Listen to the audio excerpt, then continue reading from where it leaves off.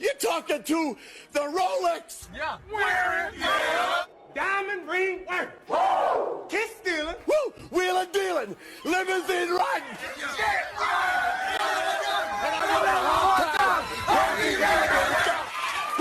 Now give me 2 claps and a Ric Flair. Gentlemen, welcome back to another awesome episode of the Y Chromosome.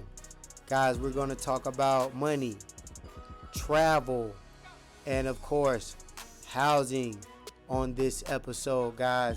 So you may or may not, but it might behoove you. Maybe you guys want to take some notes on this one, guys. Let's get into it. Hey y'all, so I'm gonna put y'all up on a little bit of game with these collection companies. When a collection company call you, you do not have to avoid them. Here's what you're gonna tell them. First, you're gonna tell them to stop calling you and send everything to you in writing. Secondly, when you receive that letter in the mail, you're gonna respond with a debt validation letter. Listen up, because here is the most important part. In that letter, here is what you're gonna request. First thing you're gonna request is the original contract with the original creditor with your signature on it. Second, you're going to request the payment history with the original creditor. Last, you're going to request a proof of debt assignment. You need to know how and when did this company purchase or get assigned to this debt. And if the company is unable to provide you with the proof within 30 days, guess what? It has to be removed. You will always pay more money if you use the US dollar because these businesses have to convert that money and they have to make money. Therefore, a lot of businesses here in Mexico can charge whatever exchange rate they want to for the US dollar. Paying your dollars overseas is a scam. You basically just handing out free money every time you do it. Share and save this video because I'm about to put y'all on game for your trip this summer. Get your money for out the country, in the country. Here's why. Folks don't be knowing this, but oftentimes shops overseas will ask you if you'd rather spend the bag in US dollars rather than the bread that they've been moving around in the streets. They tell you it's to save hassle and to be more convenient for you, but it's a scam. Exchange and conversion rates can oftentimes be higher overseas. So the $100 you was planning on spending ends up costing closer to $125. And that adds up. So what do we do instead? Always get your money at a local bank branch near you because the ones in the airport got fees that hit harder than P. Diddy. Dude, did he just go there? I totally think he did. No did he? Bro, that's not even funny. Like, what the fuck? Leaving you with more money in your pocket that isn't being spent for no reason. You already got to blow the bag on the trip. Don't give out dollars you ain't got to. Share and save this video. You believe? If you get bumped off a flight, don't leave the airport. Be smart and do this instead. Excuse me, did you just kick me off my flight? Yeah, we overbooked the flight and everyone actually showed up. So how will I get to New York? Oh, I got you. I put you on the next flight out, which leaves in 3 hours. 3 hours? Fine, I guess I can't do anything. Wrong. Let me tell you what to do if this ever happens to you. Google these exact words. US DOT bumped from flight. Then click the first link to go to the official website of the Department of Transportation. Then scroll down to this table. This is what you'll use to calculate how much the airline owes you in compensation for the delay. Last time I got $1,500. So since our next flight after getting bumped is in 3 hours, you'll be owed 400% of your one-way fare. For a $300 ticket, that's $1,200 they owe you. That's right, guys, because your time is money too. And education is elevation. Let's get into it. So I repeat, do not leave the airport. And the airline is required to pay you the same day this happens. Wow, even I didn't know that, and I work here. Here's a flight booking hack that is this close from being illegal. In fact, United Airlines sued the 22-year-old kid that started this website and lost. It's called a Hidden City flight. Here's what it is, and then I'll show you how to find them on this website. A Hidden City flight is a flight where you get off at the layover instead of the destination city. For example, a flight from New York to Orlando might be $250. But a similar flight from New York to Dallas with a layover in Orlando is $130. So you book the flight to Dallas, and then you just get off the plane in Orlando and skip the second flight. Here's what you need to know before you do this. Don't check any bags. They'll end up in the destination city. Don't book these flights using a points account. The airline will probably void them. And don't do this trick too often. Technically, this violates the contract of carriage with the airline. You've agreed to pay a certain amount of money and take a certain flight. So how do you find these hidden city flights? The website that got sued and won is called skipflag.com. It gives you results for regular flights, but then also lets you filter for hidden city flights. I share travel tips. Make sure you subscribe so you don't miss out. Yeah, you could literally go add Self, Kickoff, Rent Reporter, Rental Karma. Most people don't even know you can report your rent, bro. I be telling people it's the sauce right there. Some of these sites include, dudes, learn.self.inc and payyourrent.com. One word, payyourrent.com. learn.self.inc. Let's go. How do you report your rent? So literally, those two sites, which you're gonna go on them, right? And what it's gonna tell you is, not only they're gonna report it's primary, they're gonna allow you to backdate it 2 years.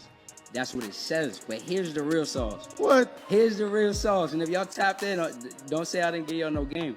I learned from by accident, right? When I had signed up, I was probably like 26. It was probably like 4 years ago. No, it was less than that, maybe like 2.5 years ago. But it tells you two years we're gonna allow you to backdate. But when you go through the application, it's gonna say what was your moving date. So I put for my moving date, I put all the way back to when I was 19 years old. So then 30 days when my credit report updated, I now had 2 primary accounts that showed up as 9-year accounts, which brought my overall age up, which brought my credit up like 50 points. For real? So I'm like, yo, yeah, so you can go check out those 2 sites. It's gonna go based off your moving date. Most people ain't gonna want to give you that sauce because, you know, technically, you know, they're not supposed to give I you never that heard sauce. that Yeah, one. I'm telling you, that's the sauce right there. So yeah. I never heard somebody say this is how you get your rent. Yep. And that's everybody paying rent, so that's Everybody. the point. We've been paying rent forever, right? Forever, a lot bro. of it. You might as well get some credit built from it. Do not buy a house without asking this one question. Ask the seller if their loan is assumable. See, if the seller got their mortgage prior to 2022, they have a ridiculously low interest rate. If their loan is assumable, you'll be able to buy the house, skip the bank, and end up with a lower rate that's going to save you a ton of money. 4 red flags when you're viewing a home. Number 1, the roof. Find out the age and the material as they... Guys, please make sure that you like, comment, subscribe, as well as hit the bell for notifications for upcoming episodes. Thanks so much. have different lifespans. A new roof can cost you between $8,000 and $50,000. Number 2, mature trees. As beautiful as they are, if they're growing over top of your septic lines, root intrusion can be a huge cost. Run the water when you're viewing the home. Low water pressure can be a sign of plumbing issues to come.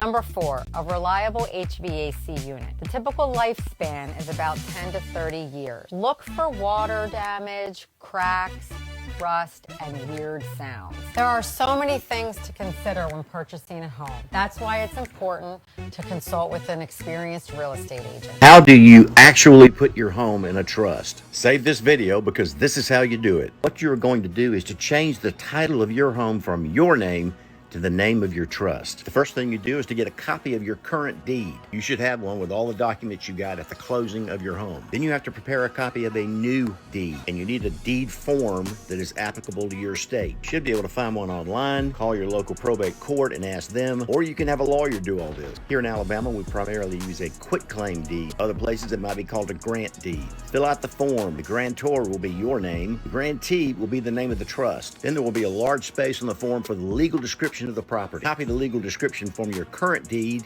to the deed that you are preparing. It can be confusing, so make sure you get it right. Then sign and date it in front of a notary. Then take it to your local probate court clerk's office or whatever your land records office is called. File the new deed there. Once that is completed, your home will be in your trust. I'm going to say this one more time for the people in the back. Do not give your house to a child. Do not quitclaim your house to a child. Do not add your child's name to the title, and don't get cute and sell your house to your child for $1. For some reason, people think that's going to take care of all the problems. It doesn't. I've talked about this before, but for some reason, people still think it's a good idea. I understand you're trying to get around probate, you're trying to avoid Medicaid recovery. If you do gift it and 5 years passes, yes, you get around Medicaid recovery, but there's another problem looming. Everybody say it in unison with me. Capital gains tax. If you bought that house for $250,000, you gift it to your child, and now it's worth $450,000 and they try and sell it, they're going to be responsible for the capital gains tax on $200,000. What's the answer? Again, say it with me. Revocable living trust. Put that house in a revocable living trust, leave it to your kids. When you die and they inherit it, they will inherit it tax-free. That's called getting a step up in basis, and the same thing happens if you give it to them through a will, but with a trust, they avoid probate completely. So again, if you want to fight me, let me know in the comments or agree with me in the comments. Send me an email with more questions from my bio page or follow this channel for information just like this. Guys, I hope this information was helpful. Please stay tuned for the next episode of Education is Elevation. Later, players.